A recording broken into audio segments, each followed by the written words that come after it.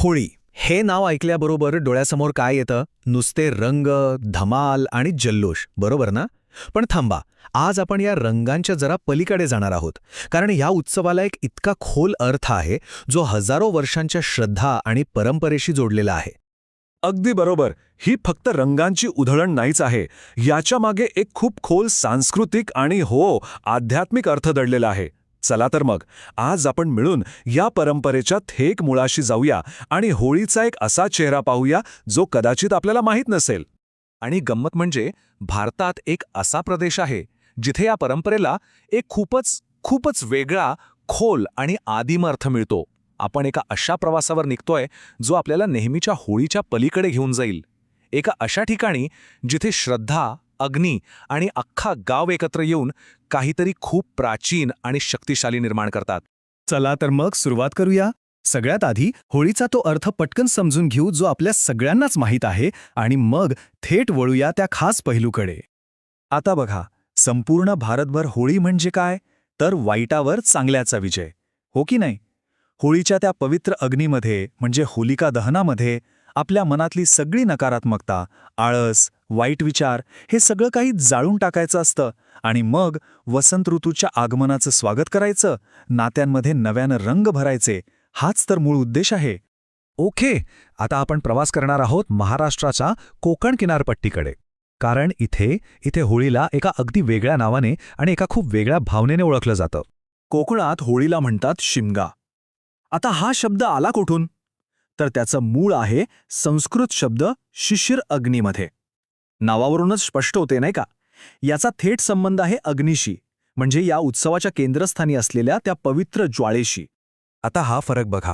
म्हणजे एका बाजूला भारतभरची होळी, जी प्रामुख्याने रंगांचा सण आहे, मौजमजेचा सण आहे, आणि दुसऱ्या बाजूला आहे कोकणातला शिमगा.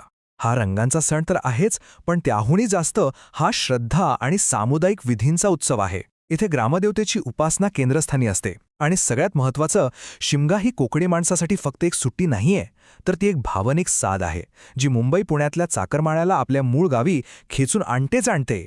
आणि हे जे नातं आहे ना, गाव आणि माणसांचं, ते अधिक घट्ट करणारा एक विधी म्हणजे शिमग्यातली ग्रामदेवतेची पालखी. खरं सांगायचं तर हाच या उत्सवाचा आत्मा आहे. कल्पना करा, सजवलेली पालखी आणि त्यात विराजमान असलेली ग्रामदेवता. ही पालखी नुसती मिरवणूक नाहीये, तर असं मानलं जातं की साक्षात देव आपल्या भक्तांच्या दारी येतोय. पालखी मंदिरातून निघते आणि गावातील अगदी प्रत्येक घरात जाते. तिथे तिचं स्वागत होतं, पूजा होते, नैवेद्य दाखवला जातो आणि वर्षभरासाठी आशीर्वाद मागितले जातात. आणि या सगळ्या प्रवासात सोबत असतो तो ढोल ताशांचा गजर. हे दृश्य गावकरी आणि त्यांच्या दैवतामधलं अतूट नातं दाखवून जातं. म्हणूनच गावकऱ्यांसाठी ही फक्त एक मिरवणूक किंवा धार्मिक विधी नाहीये. ही त्यांच्या रक्षकाची, त्यांच्या ग्रामदेवतेची वार्षिक भेट आहे. एक प्रकारचं आश्वासन आहे की मी तुमच्या सोबत आहे, आणि या भेटीतून मिळणारा जो आधार आहे ना, तो वर्षभर त्यांच्या सोबत राहतो. पण थांबा, शिमग्याची खरी ओळख इथेच संपत नाहीये. खरं तर इथून पुढे हा उत्सव एक असं नाट्यमय आणि थक्क करणारं वळण घेतो की विचारू नका. विचार करा, मध्यरात्र, अख्खं गाव एकत्र जमलंय आणि ते आपल्या दैवताला आवाहन करतंय. काय घडत असेल तेव्हा? हाच प्रश्न आपल्याला शिमग्याच्या सर्वात गूढ आणि रहस्यमय भागाकडे घेऊन जातो. या वर्णनातून त्या वातावरणाची कल्पना येते. सगळीकडे शांतता, फक्त ढोलाचा एक धीर गंभीर आवाज घुमतोय आणि समोरच्या मिठ्ठ काळोखात एक ज्योत नाचतीये. आणि मग तो क्षण येतो. गावातील एक निवडलेली व्यक्ती, ज्याला अवसर असे म्हणतात, त्याच्या अंगात देवतेचा संचार होतो अशी श्रद्धा आहे. आणि मग ही व्यक्ती डोळे मिटलेल्या अवस्थेत हातात एक पेटती मशाल घेऊन त्या अंधारातून अविश्वसनीय वेगाने धावते. हे धावणं म्हणजे फक्त एक विधी नाहीये. गावकऱ्यांसाठी हे एक प्रकारचं आध्यात्मिक संरक्षण कवच आहे.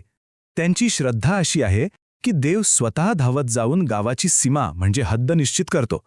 आणि ही एक प्रकारे ग्वाही असते की या रेषेच्या आत माझ्या लेकरांना काहीही होणार नाही. वर्षभरासाठी गावाला जणू अभयदान मिळतं. वाह, या इतक्या गहन आध्यात्मिक अनुभवानंतर आता आपण एका जरा व्यावहारिक पैलूकडे वळूया. बघूया की प्राचीन परंपरा आणि आजच्या काळाची गरज यांचा मेळ कसा घालता येतो. उत्सवाचा उत्साह तर कायम ठेवायचाच आहे, पण आपण पर्यावरणाची काळजीही घेऊ शकतो, आणि तेही अगदी सोप्या पद्धतीने. जास्वंदाची फुलं, हळद, बीट, मेहंदी आपल्या स्वयंपाकघरातल्या या साध्या गोष्टी वापरून आपण त्वचेसाठी पूर्णपणे सुरक्षित आणि पर्यावरणपूरक रंग अगदी सहज बनवू शकतो. आणि खरं तर अशा नैसर्गिक रंगांचा वापर करणं म्हणजे काय, तर उत्सवाच्या मूळ भावनेचा आदर करणं. यातून आपण फक्त आपल्या संस्कृतीशीच नाही, पर निसर्गाशी सुद्धा जोडले जातो. तर मग शेवटी प्रश्न उरतोच, कोकणातला हा शिमगा ही अंधश्रद्धा आहे की सामूहिक श्रद्धेचा एक शक्तिशाली आविष्कार? याचं उत्तर कदाचित प्रत्येकासाठी वेगळं असेल, पण एक गोष्ट मात्र नक्की आहे, याला अंधश्रद्धा म्हणा किंवा श्रद्धा, या निमित्ताने जे अख्खं गाव एकत्र येतं, लोकांच्या मनात जी एक उमेद जागी राहते आणि एकमेकांना जो आधार मिळतो, तोच या परंपरेचा खरा चमत्कार आहे.